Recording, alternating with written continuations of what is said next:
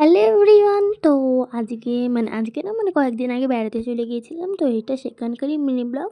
তো সেখানে গিয়ে একটু ঘুরতে বেরিয়ে গেছিলাম। ও হ্যাঁ, তোমাদের তো সেটাই বলা হয়নি যে আমি কোথায় বেড়াতে গিয়েছিলাম।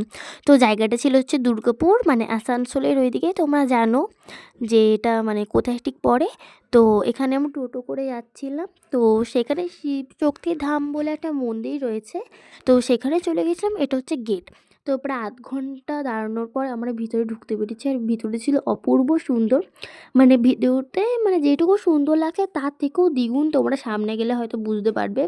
আর এটা ছিল মেন গেট, মেন গেট তো বাইরেটা ছিল, এটা হচ্ছে দ্বিতীয় গেট, যা থেকে পুরো মন্দিরটা তোমরা একদম ঠিকঠাক এবং সুন্দরভাবে দেখতে পারবে। তো অপূর্ব সুন্দর লাগছিল দেখতে। আর ভিতরটা এতটা সুন্দর তোমাদের আমি হয়তো বলে বোঝাতে পারবো না। খুবই সুন্দর। আর এত একটা মিনি ব্লগে তো পুরোটা দেখানো যায় না।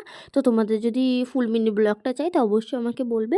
আর এটা ছিল শিব পার্বতীর এই মূর্তি।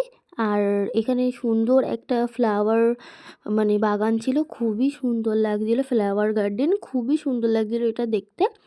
আর বাইরে থেকে একটুখানি আমি ছবিটা ক্যাপচার করতে পেরেছিলাম মন্দিরটার। এক এক সময় এক এক রকম কালার হচ্ছিল। অপূর্ব অপূর্ব দৃশ্য লাগছিল সেটার।